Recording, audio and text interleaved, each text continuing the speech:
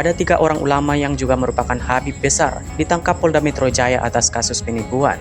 Ketiga Habib tersebut adalah Habib Lutfi bin Yahya, Habib Rizik Syihab, dan Habib Bahar bin Smith. Menurut kabar yang diceritakan kanal YouTube RR Radar Irama ini, bermula ketika Polda Metro Jaya mendapatkan beberapa aduan tentang ketiga Habib tersebut, di mana ketiga Habib tersebut telah melakukan banyak penipuan-penipuan yang begitu merugikan umat. Sebelum lanjut, subscribe dulu, yang subscribe rezekinya bakal dilancarkan setiap hari.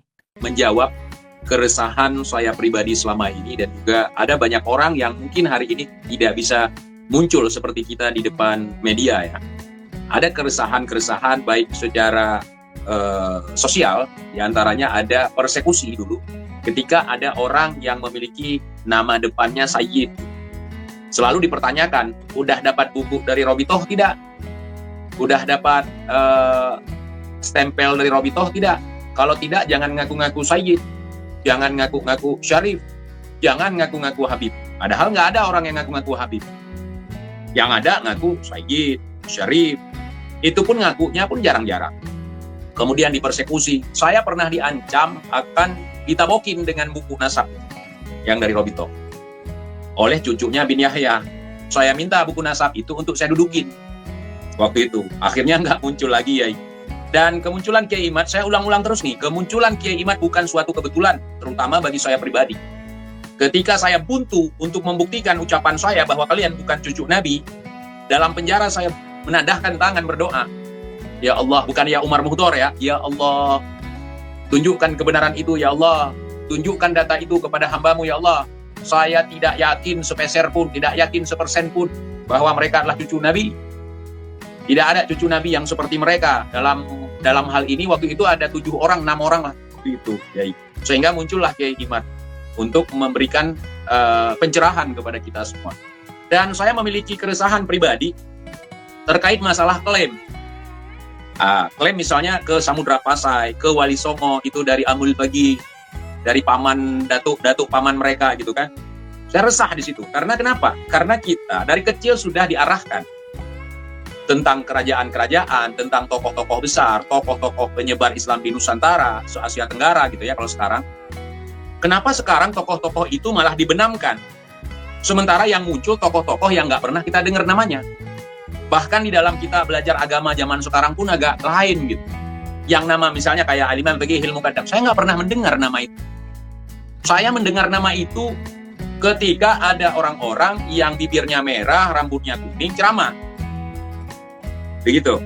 Saya mendengar nama itu. Sebelumnya saya nggak pernah mendengar. Padahal orang tersebut diklaim itu ilmunya atau pangkatnya, makomnya sederajat dengan Imam Syafi'i. Kalau Imam Syafi'i itu sering kita dengar dari kita kecil. Tetapi Al-Imam Baqi Al-Muqaddam, kemudian karya-karya beliau nggak kita temukan juga. Seperti apa yang diungkapkan oleh Kiai Imad dalam beberapa pertemuan saya lihat di media sosial. Dan ini sangat membantu ya. Terima kasih ya sekali lagi. Mudah-mudahan Allah tambah-tambahkan ilmu, keberkahan, dan juga kesehatan. Mudah-mudahan Allah panjangkan umur Kiai dulu. Jangan mati dulu Kiai. Kita masih membutuhkan. Jadi begitu Kiai. Ini kembali lagi ke ranah Sultan. Dulu saya punya teman. Sekarang udah jadi adik ipar saya, namanya Bung Lukis 212. Waktu itu beliau masih mukibin. Saya udah keluar. Saya bicara gini, kalau di Aceh itu banyak sekali sultan-sultan yang memang memiliki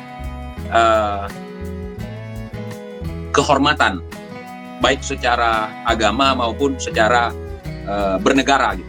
Mereka sangat dihormati. Oh, nggak ada sultan selain Habib. Habib itu sultannya sultan, karena terah langsung tersambung ke Rasulullah. Saya sakit hati. Saya ngomong sama beliau, saya sakit hati. Kenapa? Kenapa kok ada pemain lain setelah tahun 2000-an gitu? Kok ada pemain lain? Sementara waktu dijajah, waktu zaman kolonial, pemainnya bukan itu. Sekarang kok jadi pemain lain gitu? Sejarah kan nggak bisa, tokoh-tokoh sejarah itu nggak bisa digonta-ganti. Kalau udah digonta-ganti itu dongeng. Nah begitu. Jadi apa yang menjadi keresahan saya beberapa tahun yang lalu sekarang terjawab. Dan sekarang terpublikasi, tersiarkan, begitu ya. Dan ada juga banyak sekali kita lihat penyelewengan di dalam kita beragama. Adanya nepotisme yang sangat kentara sekali. Contoh, ketika Al-Wali Al-Qutub Haji Roma Irama, beliau mengatakan bahwa ada seorang teman beliau Habib yang mengatakan bahwa walaupun mabuk, walaupun zina, walaupun judi tetap masuk surga. Mereka bantah, Roma, tunjukkan mana orangnya biar saya yang hajar dia. Bukan begitu caranya kalau mau membantah. Cari sendiri orangnya di mana.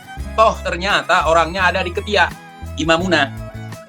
Imam Munah itu orang yang paling saya hormati, Kiai. Karena beliau orang yang pertama sekali menyuarakan verifikasi.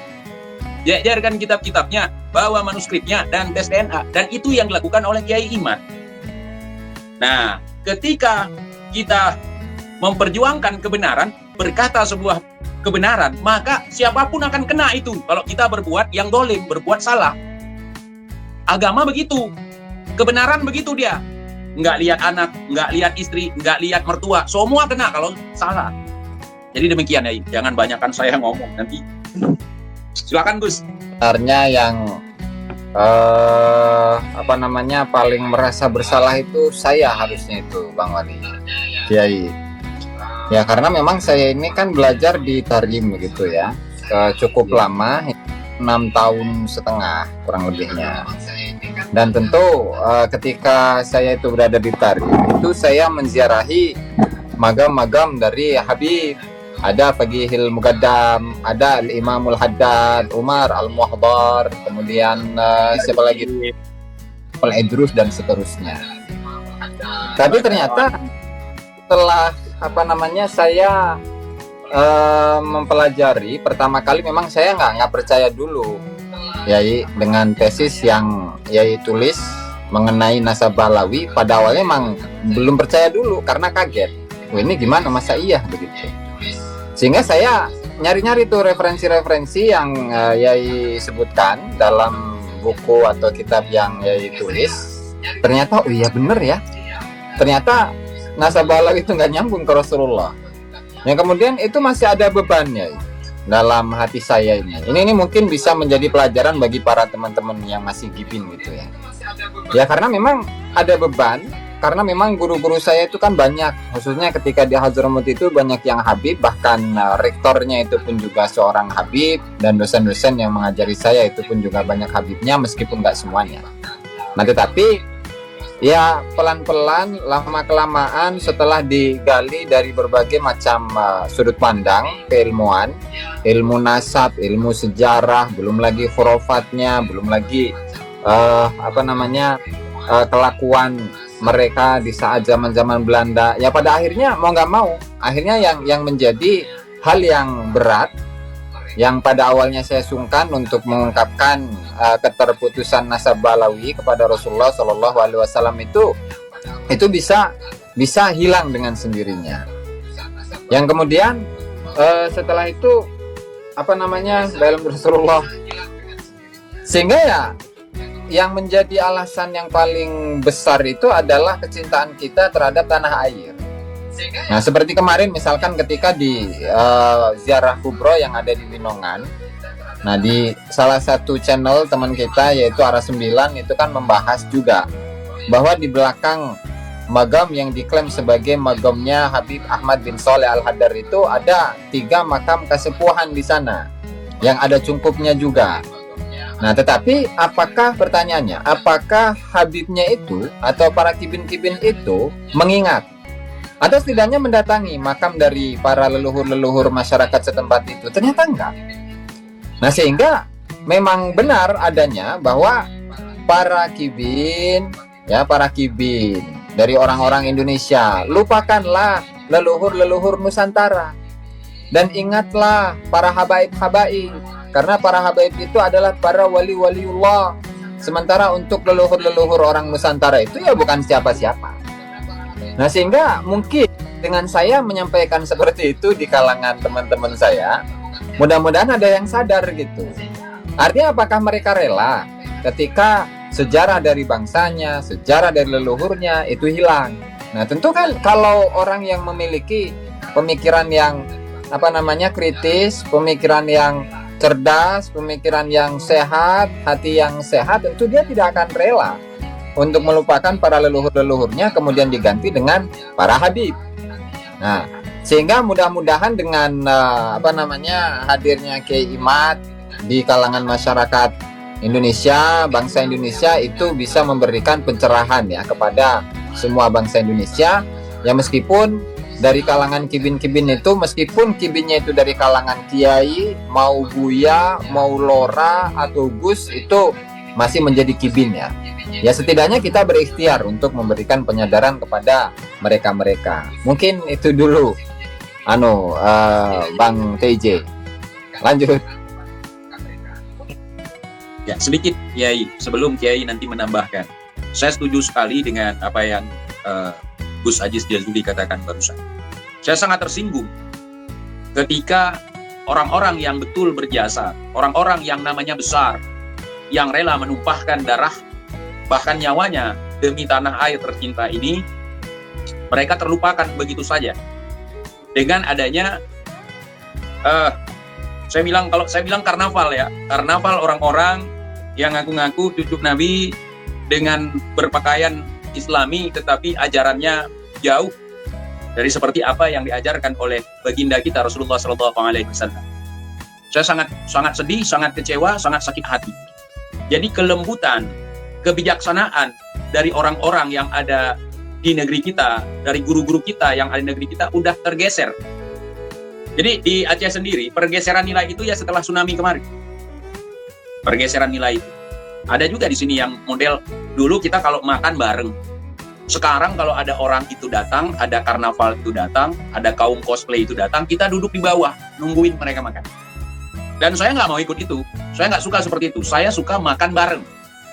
Misalnya kalau ada undangan anak yatim, itu yang jadi prioritas. Begitu. Jadi kalau ada acara-acara begini, kita sibuk. Memang budaya menghormati tamu itu budaya Nusantara. Tetapi bukan berarti kita menghormati kemudian melecehkan diri kita sendiri, menghilangkan harga diri kita sendiri. Bukan begitu menghormati tamu. Itu membabukan diri kepada tamu. Memberikan celah untuk dijajah oleh tamu menurut saya. Nah, belum lagi perilaku-perilaku yang suka membalikkan fakta.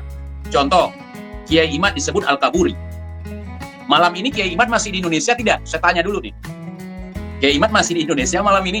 Nah, jadi kalimat-kalimat fitnah, kalimat-kalimat ujaran kebencian, menghasut itu sebenarnya dari mereka. Misalnya kalau ada hari ini kita mengadopsi hal tersebut, bukan mengadopsi, tetapi sedikit memberikan cicipan untuk kalian. Untuk mereka-mereka yang selama ini berperilaku seperti itu. Jadi teman-teman, Kiai Imad masih di Indonesia, Kiai Imad tidak kabur. Yang kabur Ono tuh yang 3 tahun. Katanya diundang Raja. Ya, Kiai Imad masih ada. Masih sehat walafiat, ada di Banten. Saudari, silahkan Kiai. Ya, saya memang masih ada di Banten. Tidak kabur. Ya, kita belajar dari sejarah ya. Rasulullah itu kurang apa akhlaknya. Rasulullah itu adalah karimul akhlak, orang yang sempurna akhlaknya. Bahkan orang yang paling sempurna akhlaknya. Tetapi ketika membawa kebenaran, tetap aja orang-orang yang tidak mau menerima itu kemudian memberikan framing-framing, julukan-julukan kepada Rasulullah. Rasulullah diberikan julukan yang jelek-jelek oleh orang-orang kafir itu. Rasulullah biasa-biasa aja, sampai julukan-julukan itu kemudian diprasasti di dalam Al-Quran. Seperti kalimat sahir, Rasulullah itu sebagai penyihir. Kemudian ada juga Rasulullah majnun, orang gila, orang sinting. Kemudian kahin, dukun. Ya, ini kata dukun itu sekarang ini kan orang yang pakai baju hitam, orang yang pakai belangkon disebut dukun. Ya, padahal mereka adalah pasukan-pasukan laskar-laskar pembela Nusantara, menggunakan baju-baju Nusantara. Disebutnya dukun. Ya, Rasulullah dulu disebut kahin, ya. Disebut dukun juga, disebut sahir, disebut majnun. Dan banyak lagi itu, kadzib, pendusta. Cuma Al-Kaburi itu enggak, tuh Rasulullah enggak disebut Al-Kaburi itu. Itu khusus Al-Kaburi Iya, enggak. Sekarang banyak yang al-kaburi itu. Kemarin di Jogja kan ada apa namanya itu? Itu wali nggak Ada- boleh ya. Wali tuh. Ada diskusi kan.